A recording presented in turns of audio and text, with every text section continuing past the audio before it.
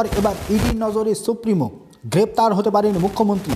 তদন্তকারী অফিসারদের পাঠানো 6টি সমনকে অগ্রাহ্য করেছেন ঝাড়খণ্ডের মুখ্যমন্ত্রী হেমন্ত সোরেন। আর তাদের মুখ্যমন্ত্রীর উপর চোটে লাল ইডির ঊর্ধ্বতন কর্তারা। ষষ্ঠবার ইডির ডাক উপেক্ষা করতেই সোজা গ্রেপ্তারির চিন্তাভাবনা করছে এনফোর্সমেন্ট ডিরেক্টরেট। তারপর থেকে উত্তপ্ত হয়ে উঠছে রাজ্য রাজনীতি। সূত্র বলছে, এর আগে ইডির সমনের বিরুদ্ধে হাইকোর্ট এবং সুপ্রিম কোর্টে আপিল করেছিলেন ঝাড়খণ্ডের মুখ্যমন্ত্রী হেমন্ত সোরেন। তবে সেই আপিল সাফ খারিজ করে দেয় আদালত। তদন্তের জন্য সোরেনের জিজ্ঞাসাবাদ অত্যন্ত গুরুত্বপূর্ণ।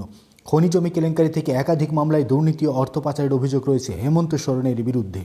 গত মঙ্গলবার ইডির রাঁচি অফিসে ডেকে পাঠানো হয়েছিল হেমন্ত সোরেনকে। মূলত একটি জমি সংক্রান্ত মামলার স্বার্থে তার বিবৃতি প্রয়োজন ছিল। তবে পূর্বের মতো এবারও সেই ডাক এড়িয়ে যান তিনি। আর তাতেই নাকি চোটে লাল ইডি কর্তারা।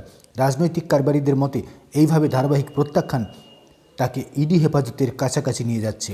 বিশেষ করে যেখানে আদালত অবধি ইডির সহযোগিতা করার নির্দেশ রয়েছে, সেক্ষেত্রে ইডিকে সহযোগিতা না করে আদালতের নির্দেশ না মেনে বারবার সমন এড়িয়ে কার্যত নিজের বিপদ ডেকে আনলেন হেমন্ত সোরেন।